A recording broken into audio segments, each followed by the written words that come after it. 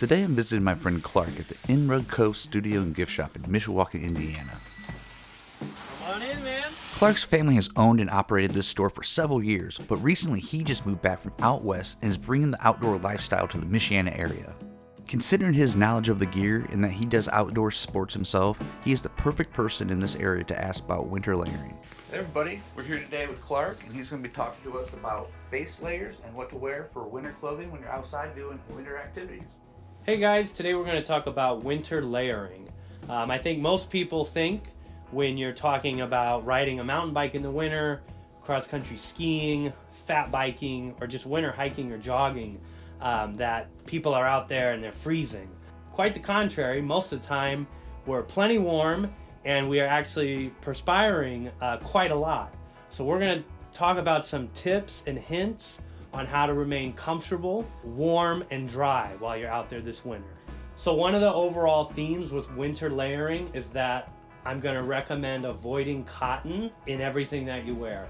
Cotton is great, it feels great on your skin, it's perfect for going out to the bar or hanging out with the family, but when you're doing a high intensity winter sport, cotton absorbs moisture, so you want to stay away from that. So we're going to look at all types of budget conscious alternatives to cotton, along with items that I would recommend. So the last two things I want us to keep in mind before we dive into specifics with winter layering. One is that everybody's body reacts a little bit differently to the cold.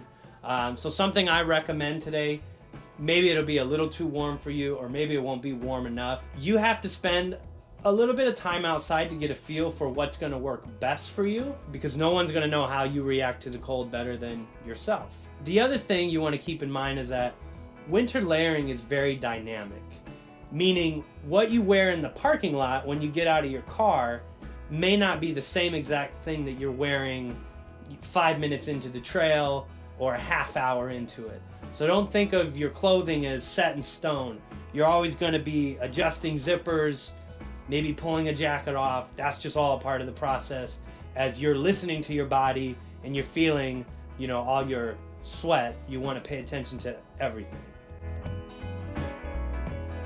Okay, so now let's talk about the torso and what your base layer should be. So what's a base layer? That's the piece of clothing next to skin, and is arguably one of the most important pieces of your winter layering system. The big takeaway here is we don't want to wear a long sleeve cotton shirt. We want to look towards synthetic fabric or some type of wool blend. Now, if you're not sure what your shirt is made out of, or if you're looking at a store or if you're looking online, try to look at the specs that are listed, or a lot of shirts have a product information tag near the neck or on the side seam that detail what we're looking for. Again, cotton is going to absorb moisture, where synthetic fabrics and wool fabrics are going to help wick away moisture, which in turn is going to mean you're going to stay warmer and much more dry if you're wearing a long sleeve base layer that has those fabrics with them. So if you're looking for a budget-friendly base layer, a lot of the big box stores are going to have some type of athletic synthetic long sleeve shirt. Personally, for my base layers, I love for them to have a quarter zip, because that allows me to let off excess heat. And as we go throughout this, that's kind of the name of the game, is as we feel our body warm up and we start to sweat, we want to mitigate that by opening up our zippers. So having the quarter zip allows that. What I use for about 99% of all my winter activities, whether it's winter mountain biking, skiing, ice skating, is a Merino wool base layer. This specific one is by Smartwool. There are several companies that make Merino wool base layers. And what you're getting with this base layer, as opposed to the synthetic fiber, is of course wool is a natural fiber, and it has an amazing ability to remain warm even when it's wet. It does a fantastic job of regulating your body temperature. If you've ever worn one of these, I think you can attest to how amazing they feel.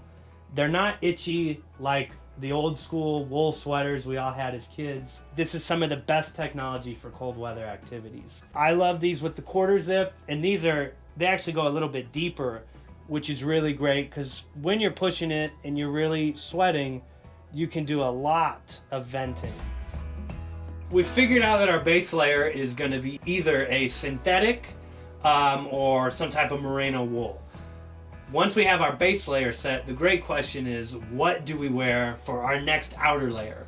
So depending on the outside temperature, you might be okay in just that base layer. Maybe it's 30 degrees, it's really sunny. This is gonna come down to you kind of knowing your body, how hard you're gonna push yourself. So when it gets to outer layers, there are a lot of options, and we're gonna talk about some of the most common layers. Before we do that, let's talk about what we don't really want to consider for an outer layer. And number one is going to be a cotton sweatshirt or a cotton hoodie. The other thing we want to stay away from, or what I would definitely recommend staying away from, unless it's probably 0 degrees or below, would be a full length down jacket.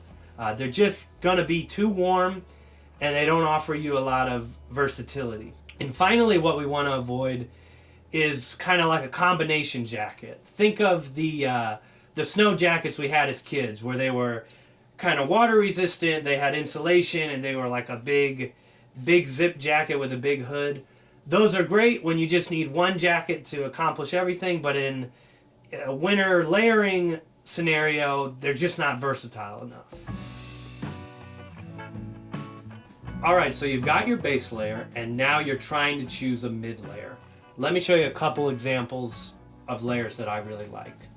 Fleeces are a great option that are relatively inexpensive, they're lightweight, and they breathe relatively quick. So a fleece with a full leg zipper or a quarter neck would be a great choice. It's going to give you a lot of versatility. Fleeces come in all different weights, and there are all different types of fleeces out there. Polar Tech is a name that's been around in fleece for years.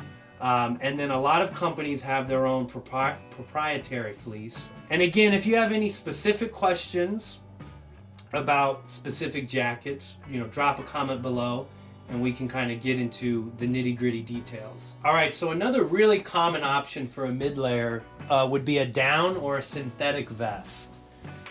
So obviously, with a piece like this, you're heating just your core and you have nothing on the arms, right? So you can still dump off a lot of excess heat.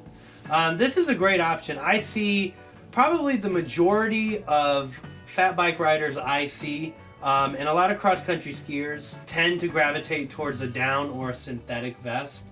Again, if you're debating whether to spend the extra money for a down vest or a synthetic, drop a comment and we'll talk about the specifics. But definitely consider a vest. They're a really good option. Okay, so we've touched upon fleece jackets and down or synthetic jackets. And I kind of saved, this last piece is what I wear most of the time.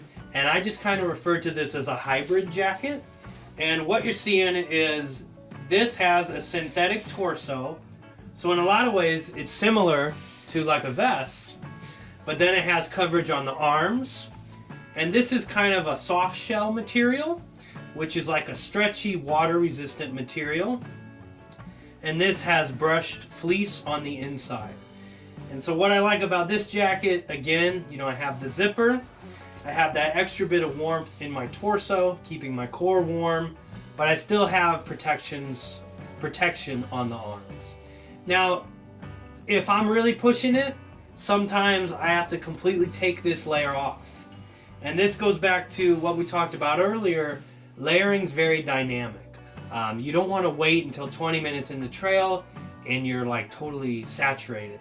You want to pay attention to your body as you're going throughout whatever activity you're doing, and don't be afraid to stop, either open the zipper or layer down. That's also a reason to kind of always have a good pack with you so you have room. In the winter, you just need to bring a little bit more with you so you have more flexibility. Alrighty, so when we get into bottoms, again, we want to avoid cotton, so no blue jeans, no khakis. What about those sweatpants? No sweatpants, no Carhartts. The best budget-friendly option would be tights, running tights, jogging tights. These can be found all day long at a big box store in the winter. So they're going to be brushed with micro fleece, and then in an ideal world, you know, they're stretchy and they have a little bit of water resistance on the outer. That's what I would look for. Another option, if you don't want to do the tights, would be some type of soft shell pant. So again, you want a material that's going to be a little stretchy, and then the key term you're looking for is water resistance. These are going to be great. The only thing I'll caution with some type of soft shell pant is make sure the cuff of the pant doesn't flare out super wide. That might get caught in your chain. So you want a nice snug fit. Now what I personally use for bottoms is it's a pair of these Gore Windstopper tights. So they're very similar to the jogging tights that you would find at a big box store. It's just a different quality of fleece, and then it's going to have Gore-Tex fabric, which is basically a fabric technology that is highly water resistant but still breathable. So these are going to do the best job at keeping me warm but keeping me dry. And the other thing I like, kind of a stylistic preference, but all the visibility tags are really nice when you're out in the winter in case you're sharing the trail with anybody. Alrighty, so for the head, certainly depending on the sport, you probably have a helmet for it. So for winter mountain biking or fat biking, a bicycle helmet, your mountain bike helmet with a winter beanie underneath. If you don't have one that is slim enough, a really good option would be just take some type of a buff or neck tube and wear it kind of like a bandana on the head, cover your ears, put the helmet over top. I also like these around my neck as well. I can pull it up over my face, you know, if I'm going down a big hill. Now for me, when I fat bike in cold weather, I actually prefer my ski helmet. So with my ski helmet, what I like about it as opposed to a mountain bike helmet is there's a little less ventilation, but there's more warmth, there's more insulation. Again, and this all depends on the wind conditions and how cold it is. If it's not too blustery out, I'll just wear like a clear goggle. But what's nice with the ski helmet is if conditions are really rough, like say I'm riding along the beach at Lake Michigan and the wind is howling, I'll wear clear downhill mountain bike lenses. And then I'm getting, you know, a lot of protection. Alright, so for your hands, there's a couple different ways you could go. You could go with like a heavy duty ski or snowboard glove. Leather is a great option, right? These are of course warm and they get the job done. The only downside is they can be a little cumbersome, you know, when you need to adjust the zipper or if you're messing with your hydration bag. So what I would recommend if you really find yourself getting into fat biking or winter mountain biking would be to invest in a pair of pogies. So what these do, they kind of go over the mountain bar handles like this. And you just slide your hand into them. So when I go ride, I wear these, or excuse me, I put these on my bike. That allows me to wear a slimmer liner glove. And then when my hands are inside the pogie, they're nice and insulated. But then if I need to be nimble, adjust zippers or my pack, it's much easier with a liner glove. If I'm cross-country skiing or snowshoeing, it really depends on the trail I'm on, how much exertion is necessary.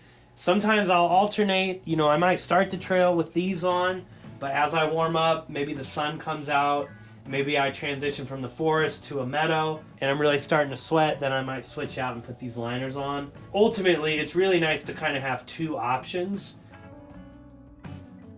Alrighty, so when we talk about footwear, and I definitely did it, you know, the first year I had a fat bike, I didn't have any winter specific riding shoes, and I would go out in my summer riding shoes. I would wear the thickest wool socks I could, and I just kind of put up with it, but about halfway through the ride my feet would go numb. So definitely if you find yourself really enjoying winter mountain biking, you're going to want to invest in some type of a winter riding shoe, but it's just inevitable that you'll have to invest in the right type of footwear.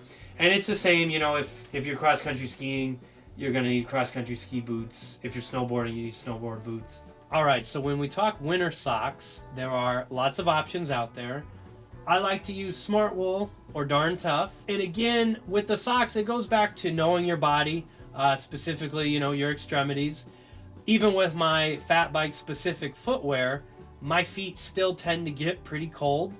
So a lot of people would do fine with like a ski sock, and they could use that for fat biking. I still like to use like a heavy duty mountaineering sock. When you look at socks, really make sure to read the descriptions and look at the model name and read all that information. Socks are going to have specific areas for venting.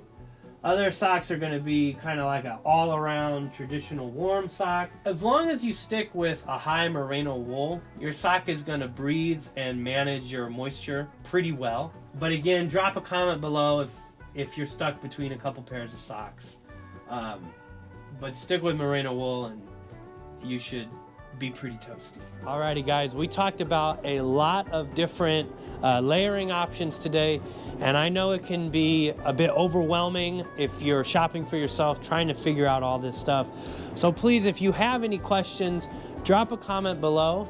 If you're in the Michiana area, please come by my family's mercantile and gift store. The name is INRugCO Studio and Gift Shop. Tyler will put all the details and the address of where to find us. But I'd love to talk to you guys in person about what you might need to get out and have fun in winter.